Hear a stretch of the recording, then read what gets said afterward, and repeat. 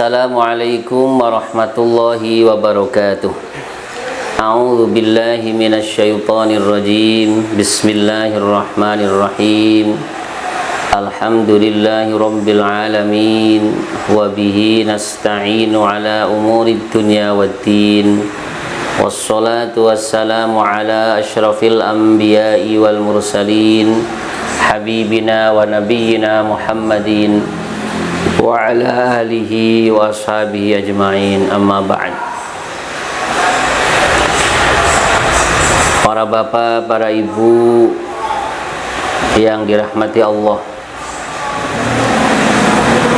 alhamdulillah wa syukurillah, kita diberikan rizki oleh Allah subhanahu wa ta'ala panjang umur, bisa sampai ke bulan Ramadan tahun ini. Mudah-mudahan umur panjang kita mendapat berkah dari Allah subhanahu wa ta'ala, sehingga menjadi umur yang manfaat, umur yang berkah. Para bapak, para ibu yang dirahmati Allah, bulan Ramadan adalah merupakan bulan turunnya Al-Quranul Karim. Al-Quran diturunkan pada bulan Ramadan, dan waktu itu juga pas di malam Lailatul Qadar. A'udzu billahi minasyaitonir rajim. Inna anzalnahu fi Lailatul Qadar. Bahwa aku, kata Allah, telah menurunkan Al-Quran pada malam Lailatul Qadar, yang lebih umum disebut dengan Lailatul Qadar. Kalau bahasa Al-Quran sih Lailatul Qadru, yang berarti adalah derajat, malam yang sangat istimewa. Tapi sudah menjadi bahasa umum ya tidak masalah, tapi intinya adalah Lailatul Qadar. Dan ternyata waktu itu adalah pas bulan Ramadan, sesuai dengan ayat Syahrul Ramadan alladzi unzila fihi al-Qur'an. Bulan Ramadan, bulan yang diturunkannya Al-Qur'anul Karim. Maka berarti bahwa Al-Quran diturunkan pada bulan Ramadan, dan waktu itu adalah Lailatul Qadar, dan waktu itu adalah tanggal 17. Ini juga memberikan pengetahuan kepada kita bahwa Lailatul Qadar itu memang tidak harus setelah 20 hari Ramadan, tapi bisa dari awal Ramadan sampai kepada akhir Ramadan, di malam keberapapun. Dan itu buktinya bahwa Al-Quran itu turun sebelum tanggal 20 kan, tanggal 17 Ramadan itu diturunkan Al-Quran, dan waktu itu adalah Lailatul Qadar. Itu dari dua ayat. Yang pertama Syahrul Ramadan alladzi unzila fil Qur'an, kemudian yang lain inna anzalnahu fi Lailatul Qadar. Berarti pas Ramadan juga pas malam Lailatul Qadar, Quran diturunkan dari Allah, dari Lauh Mahfuz ke langit dunia secara global, diturunkan semua. Adapun dari langit dunia sampai kepada Nabi melalui perantara malaikat Jibril, itu dalam waktu yang sangat lama. Nah, itu sampai 22 tahun lebih sekian bulan. Ini Lailatul Qadar. Cuma kenapa kemudian bahasanya menjadi kalau malam liburan itu lebih diharapkan? Iya, karena kebanyakan bukan kepastian, kebanyakan itu turun di al-ashrul awakhir. Itu juga ada hadisnya, di 10 hari yang akhir dari bulan Ramadan, dan itu juga kebanyakan pada malam-malam yang ganjil. Para bapak, para ibu yang dirahmati Allah, bahwa ada banyak amalan ada pada bulan Ramadan, tapi ada yang khusus. Kalau Al-Quranul Karim itu di samping sangat baik dibaca dalam bulan Ramadan, juga pada hari-hari yang lain Ramadan. Sesuai sabda Nabi Muhammad sallallahu alaihi wasallam, afdalu ibadati ummati qiraatul Quran. Sebaik-baik ibadah umatku adalah membaca Al-Quran. Ini kan tidak terkait dengan waktu, kapanpun, di waktu apapun, di Ramadan maupun di luar bulan Ramadan.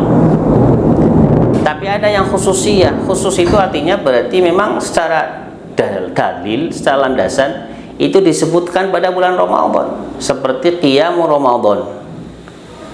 Nah, Nabi Muhammad sallallahu alaihi wasallam bersabda, "Man qama Ramadhana imanan wa ihtisaban ghufira lahu ma taqaddama min dzambihi."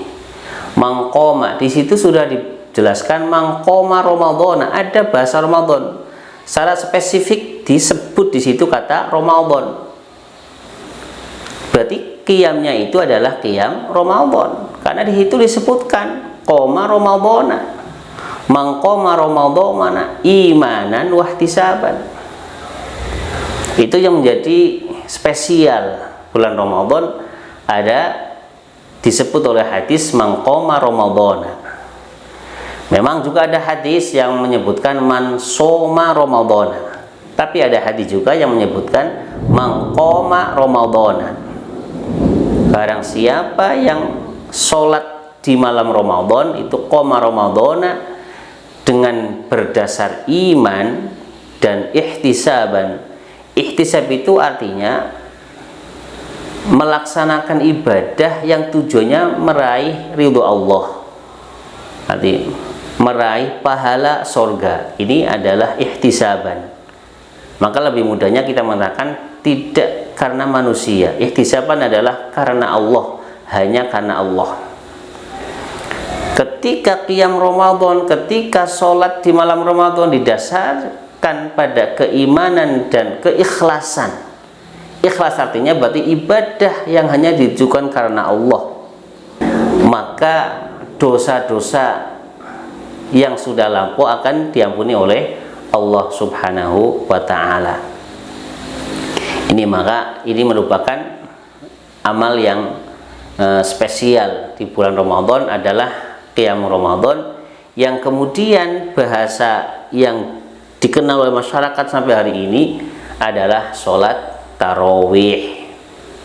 Kalau sebutan tarawih di hadis ya nggak ada, Mas. Kalau jenengan kemudian meneliti hadis, di situ nggak ada nama tarawih, ya nggak ada. Di sana hanya man qama Ramadan. Tapi karena cara beribadah Ramadan dulu itu sholatnya kan lama, sholat tarawih itu bisa berjam-jam, sehingga mereka para sahabat itu banyak istirahat, maka dinamakan tarawih. Dari kata tarwihah kemudian dijamakan menjadi tarawih, jadi banyak beristirahat, maka menjadi nama sholat tarawih. Makanya sholat tarawih di dalam hadis tersebut tidak disebutkan berapa jumlah hitungan rakaatnya, nggak ada. Hadisnya itu man qama Ramadhana imanan wa ihtisaban. Lah, maka ketika menjadi hitungan yang beda, ya wajar, karena memang dasar yang tarawih kemudian hitung dengan hitungan khusus sekian rakaat memang nggak ada. Ada sholat witir itu yang kemudian Aisyah, bendara Aisyah itu ditanya bagaimana sholatnya Rasulullah di bulan Ramadan. Itu Dewi Aisyah menjawab dengan Nabi tidak pernah mengurangi dan menambahi sholat malamnya dari 11 rakaat. Yang perlu kita pahami di itu, Ibu Aisyah itu menyatakan Nabi tidak pernah mengurangi dan menambahi di bulan Ramadan atau di bulan yang lain. Nah, dari bahasa itu saja itu menjadi dasar bahwa sholat itu berarti bukan sholat tarawih. Kita kan sepakat tadi bahwa sholat tarawih itu ada hanya di bulan Ramadan. Berarti kalau hadisnya itu Nabi tidak pernah mengurangi dan menambah dari 11 rakaat di bulan Ramadan maupun di selain bulan Ramadan, itu berarti bukan sholat tarawih. Sholat itu berarti sholat witir yang dilakukan oleh Nabi setiap malam, tidak hanya malam Ramadan. Itu dari hadis yang satu. Yang kedua, dari Bunda Aisyah juga sama hadisnya, tapi ternyata hitungannya tidak 11 tapi 13 rakaat. Dan itu Nabi sholatnya itu, kita membaca riwayat-riwayat hadis, 2 rakaat, 2 rakaat, 2 rakaat, 2 rakaat, ya, 2 rakaat, 2 rakaat, kemudian 1 rakaat. Itu yang hadis 13 rakaat. Dah, simpel ya. Ini sholat malam adalah 2 rakaat, 2 rakaat. Kemudian ketika mau diakhiri dengan witir, ya ditutup dengan 1 rakaat. Walaupun mungkin saja boleh, tapi bahwa yang dilakukan secara riwayat itu begitu, 2 rakaat, 2 rakaat, 2 rakaat, terus kemudian diakhiri dengan 1 rakaat. Terus kemudian bagaimana yang melaksanakan dengan 20 rakaat? Nah, ini sejarahnya panjang. Sejarahnya panjang. Dimulai dari ketika sholat, ketika Nabi itu keluar masjid, keluar rumah, masuk masjid, kemudian sholat, nah, kemudian dimakmumi oleh sahabat. Malam kemudian keluar lagi sholat, tambah banyak lagi. Terus kemudian malam ketiga atau keempat, itu dalam hadis juga ketiga atau yang keempat, itu sangat banyak sahabat yang berkumpul menunggu sholat Nabi. Tapi ternyata Nabi tidak keluar. Pagi-pagi Nabi menyampaikan kepada sahabat, aku tahu kalian tadi malam berkumpul menunggu aku sholat, tapi aku sengaja tidak keluar. Bukan karena aku jenuh, tapi aku takut kalau sholat lail ini, sholat sunnah ini kemudian diwajibkan oleh Allah, dan kemudian kalian tidak akan mampu. Nah, ini yang mendasari awalnya. Kemudian Nabi kemudian tidak keluar pada malam ketiganya atau yang keempat. Memang itu syak dari rawi, itu aja. Nah, kemudian perihal begitu, kalau Nabi tidak keluar, itu berterus ya, terus berjalan sampai di masa Khalifah Abu Bakar As-Siddiq. Itu selama Abu Bakar menjadi khalifah, ya tidak pernah lagi ada jamaah sholat tarawih. Karena setelah Nabi itu meninggalkan, artinya tidak keluar jamaah sholat tarawih, ya terus sahabat terus tidak ada yang berjamaah sholat tarawih. Dan itu sampai kepada masa khilafahnya Abu Bakar As-Siddiq, dan berterus sampai kepada permulaan khilafati Umar. Jadi awal sahabat Umar menjadi khalifah, ya masih begitu, belum ada jamaah tarawih. Kemudian 100 sahabat itu diajak oleh sahabat Umar untuk berkeliling ke masjid-masjid, kemudian mendapati orang itu sholat berjamaah sekelompok-sekelompok. Kelompok kecil jamaah sholat malam, sholat qiyamul Ramadan, ada yang di sebelah sana, ada yang di sebelah sana. Nah, ini menjadikan sahabat Umar kemudian melihat kayak kurang kurang kompak, sehingga sahabat Umar menyatakan waktu itu, demi Allah, seandainya aku bisa mengumpulkan mereka dalam satu imam, maka akan lebih baik. Kemudian sahabat Umar memerintahkan Ubay bin Ka'ab untuk menjadi imam manusia. Malam kemudian sahabat Umar itu keluar lagi, ternyata mendapati kaum muslimin waktu itu sudah menjadi satu imam, kemudian jamaah semuanya itu adalah jamaah, jadi tidak kelompok masing-masing kecil. Nah, disitulah sahabat Umar menyatakan, nikmatil bid'atu hadhihi, nikmat iku sabagus-baguse opo al bid'atu bid'ah hadhihi utawi iki jamaah sholat tarawih. Karena ini tidak dilakukan oleh sahabat Umar, sahabat Abu Bakar, tapi karena ini adalah baik, menjadi kekompakan, maka sahabat Umar pun mengakui bahwa itu adalah bid'ah tapi yang hasanah. Karena apa? Karena menjadi kekompakan kaum muslimin waktu itu. Dan ada riwayat bahwa satu sahabat untuk imami jamaah muslimin, satu sahabat lagi mengimami jamaah muslimat. Itu sudah waktu itu sudah dijalankan juga. Nah, kemudian sahabat Umar itu ada dua riwayat, ada yang mengatakan sahabat Umar memerintahkan jamaah kepada Ubay bin Abd dengan kaum muslimin dengan 11 rakaat, tapi riwayat lain itu menyatakan 20 rakaat. Nah, ini yang banyak diambil oleh para ulama fuqaha karena perilaku Umar yang kemudian memerintahkan jamaah tarawih dengan hitungan 20 rakaat, maka yang diambil oleh para ulama mujtahid menjadi lebih memilih yang 20 rakaat sholat tarawih ditambah dengan 3 rakaat sholat witir.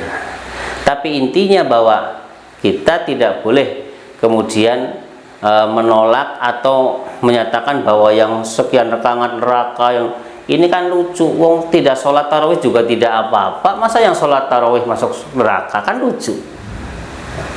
Mestinya kita mudah aja lah, para bapak, para ibu, kita mudah aja memikir yang sholatnya 8 rakaat ya berarti dapat pahala 8 rakaat. Yang sholatnya 13 rakaat ya berarti dapat pahala 13 rakaat. Yang sholatnya 20 rakaat ditambah witir 3 rakaat ya berarti mendapat pahala 23 rakaat. Kan selesai itu.